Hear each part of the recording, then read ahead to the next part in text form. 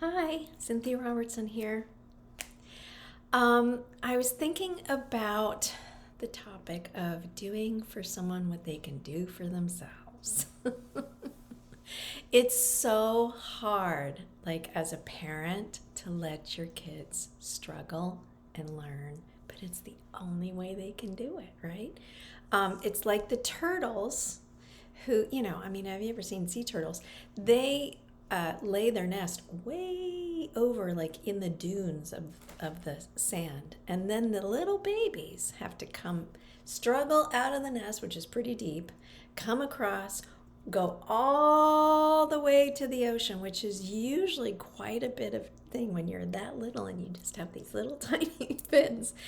And if someone comes to pick them up and put them in the water, those turtles don't survive.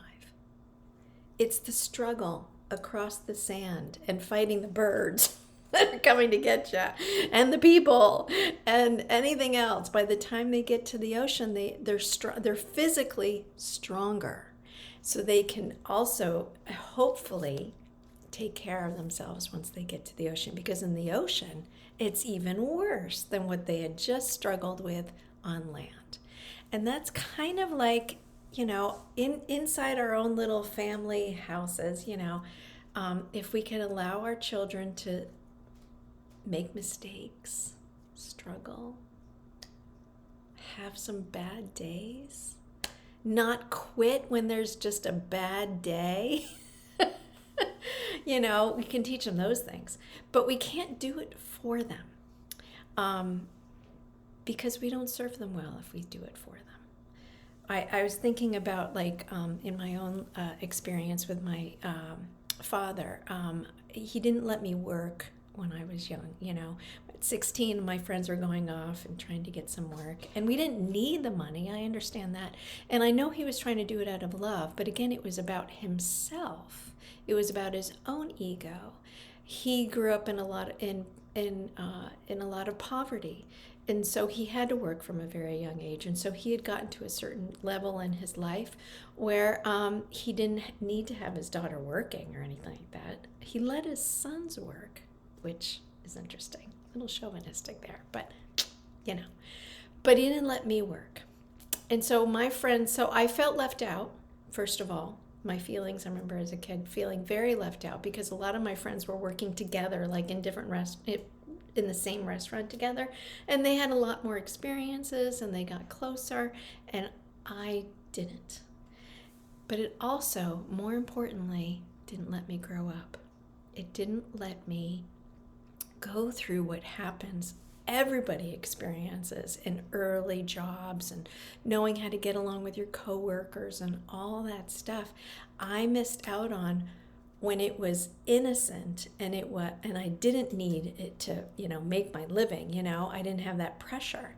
So I didn't get to do it until after college.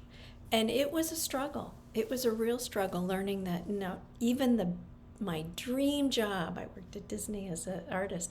My dream job is, there's oftentimes there's not a lot of glamour in all the stuff that you're doing, And so it's such a struggle, because I was learning about all the stuff that other people had already gone through when I was in my 30s, 40s, 50s. Work has been a hard one for me, because I didn't always know what to do. And now, and in my adult life, well, I should say 20s, because that's when I first started. But in my adult life,